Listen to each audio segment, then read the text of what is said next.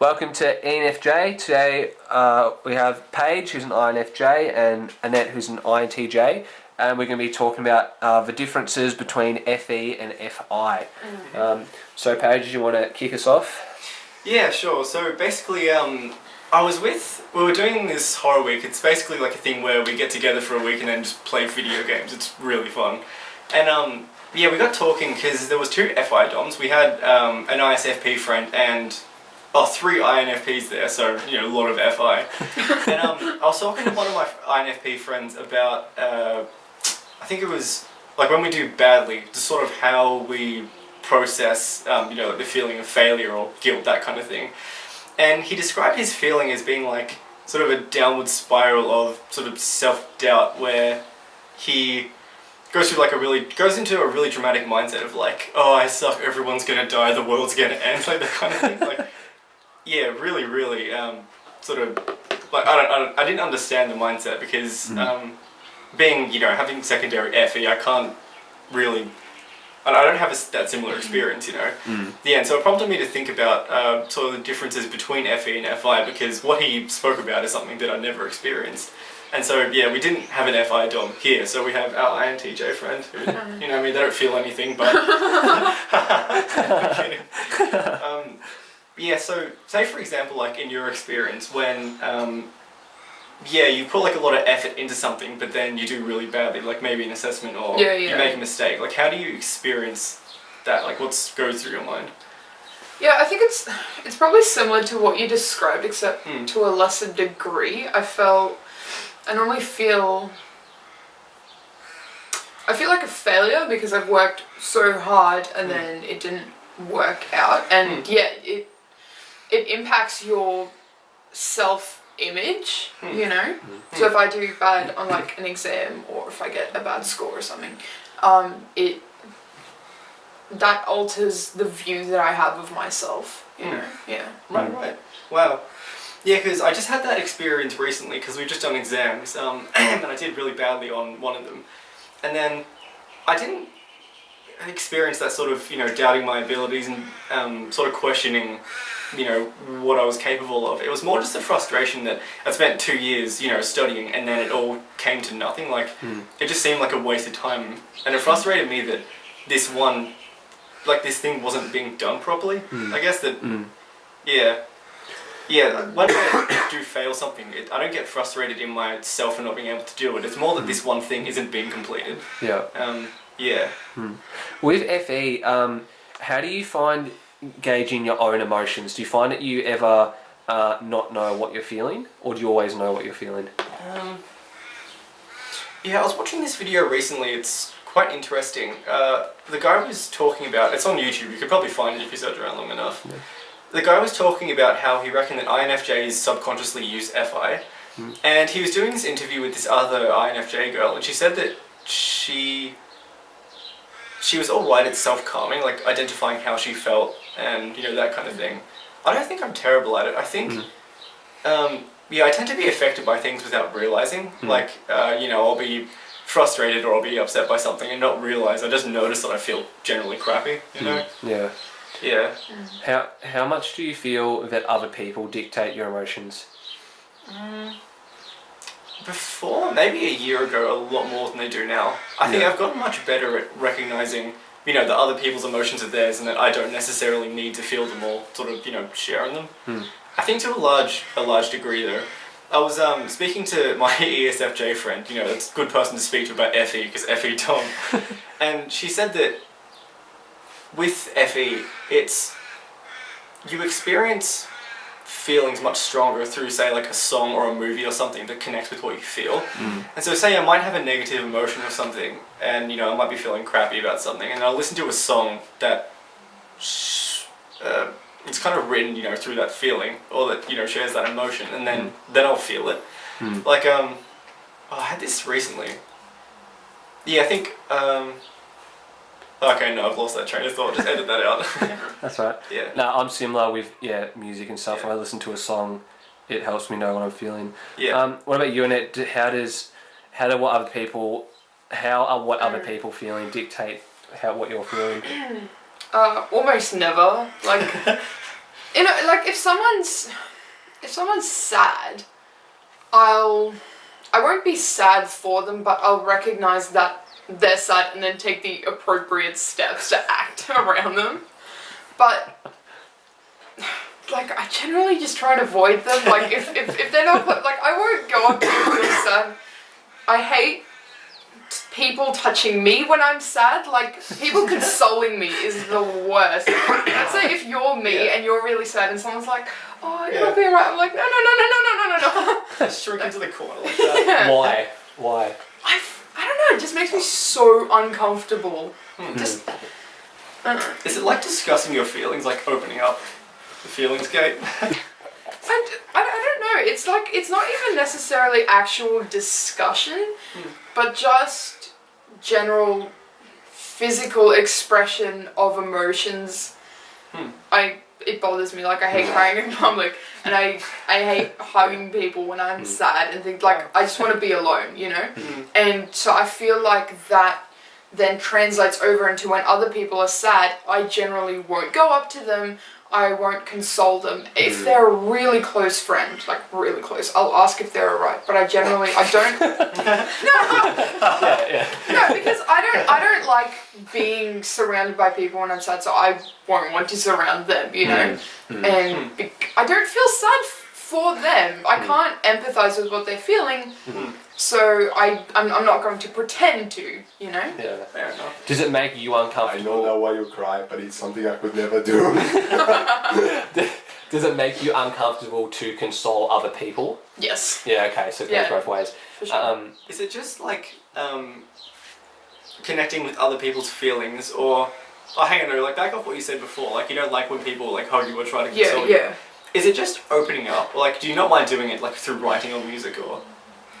See, and this comes back to, I feel like unlike you, I'm really, really acutely aware of my feelings. Yeah. I'm just horrible at articulating them through any medium. So I find it really hard to discuss my feelings. I find it hard to write down my feelings. I find it hard to compose in a music way my feelings, and it's really frustrating because it almost feels like I'm like really insulated and I can't quite express what I need to. Can I say something? Oh, yeah. It's irrelevant. Yeah. Well, like when I was a kid, when I was old enough to know like a lot of decent words about how I felt. Nah, this is weird because whenever I got really, really, I think the word I was looking for was irritated, but like a different kind of irritated, but I wasn't sure. Because I knew all the names for the emotions, but I couldn't correlate them with the specific one I was feeling. And it always just say, "Oh, you sure me," and I made up that word just to express how I was feeling. Yeah. Wow, that's so strange. Yeah. On that topic, though, so you FI, you're acutely aware of your own feelings. Is it because you feel when other people touch you or around you when you're upset that it almost contaminates them? Like, does it make your feelings then feel weird because other people interfering with that? I'm not quite sure. I don't feel bad for them feeling bad because I feel bad. Do you know what I mean? It's really, really hard to describe. But like, for example, because this is something Paige and I have discussed before with us, in it, not in terms of comforting, but in terms of people making us feel icky by being fake, and makes our emotions feel weird. When you're upset and people come up to you and try and talk to you about it, does it make you feel weird because it's affecting how you're seeing your own emotions kind of thing, or? Yeah, probably. Yeah. I feel like as an outsider, they don't have an appropriate insight into what I'm feeling, and that consoling doesn't help, and it just makes me feel really uncomfortable. Yeah. You know, just let me process it by myself. Yeah, that's fair enough. Yeah. That's something else. Okay. So with FI and obviously FE in a minute, how do you feel? Like, how often do you feel the need to be around people? Like, do you often feel like, oh, today I really need to be around people, or is it something that you kind of just do because you enjoy it? Yeah, I think I hardly ever feel the need to be around people. Yeah. I do it I hang out with my friends. Obviously, don't have many, but when I do hang out with my friends, it's because I enjoy the conversation and I enjoy their company, but not necessarily because I'm emotionally needy and need to be, fulfilled. It's just I would like to converse and I would like to talk about things, So if you're by yourself for too long, do you need to be around people, or is it not a matter of time? Like, how long could you could go like for ages not needing to be with people? Yeah. What about you, Paige? Yeah, I think I'm the same in that I don't think there's a limit to how long I could be by myself, but there comes a point where I start thinking, yeah, I'd like to hang out with someone. Like, I consider it like a fun thing to do. Like, I don't know, I might watch a movie or I might go hang out with someone. It's just like, this could be fun. Okay. This probably moves like off the FIFE a little bit, but I feel more intellectually other than emotionally I need to associate with people and sort of bounce my ideas off people other than I need them to make me feel happy, something like that. Well, it's sort of related, like, do you feel, how do I put it, if you're in the same place for too long, do you feel like you need to get out and talk to people? Like, if you're at home for too long, do you feel like you need to get out, or is it just... Yeah, I don't know about you, but I get really bad cabin fever. Yeah. Like, I don't know if this is a socializing thing because I just don't like being in one place for too long. Like, if I'm at home for too long and I don't have anything to do, I might take the train up to the city and go to an art gallery, which, is a pretty introvert thing to do. But, or, I might, I don't know, see what's on in the city or just walk around and see what's happening. Yeah. But, yeah, I think when I feel the need to socialise, it's because I want to see specific people. Yeah. Yeah, same with Paige. You don't just want to socialise with anyone. You want a specific group of people, probably because you know what they're like. So it's not just for socialising, it's to connect with very specific kind of person. Yeah, okay. And that leads on to the next question is, how long can you be around people before you start to feel like you need to get away? This is an interesting thing because we found that on the horror week, we were together for like a week straight and we were surprised that we didn't get sick of each other because like we're all introverts, which happens. I think really like with introverts it's fine because I think we've had a few now and none of us have ever really felt that need to have like a period of alone time. I think it's the people you're around because I remember one that we had and we had a bad amount of extroverts, and we generally hang around with introverts. So we give each other the appropriate space, but while still socializing. Whereas when you have extroverts, they're constantly talking and trying to sort of influence you, but you just don't have the emotional energy to bounce back, but they keep, they just keep giving and giving and giving, whereas when you're around introverts, it's a nice balance and like give and take. I think also it's a matter of functions, because I think like I could hang around either of you two because like our functions are, sort of similar. I could just keep doing that for a while and I could probably go longer than like hanging out with you guys than I could with most people because, in terms of functions we're similar. Also I like you, we're friends. Yeah, that makes sense. So you feel like you could be around most introverts for a pretty long time then? I wouldn't say most introverts because I remember when I was a kid, me and my cousin used to hang out a lot, and I reckon he's an ISFP, and because like FI Dom, I don't have that. Like I used to get that burnt out feeling really quickly, after just a day.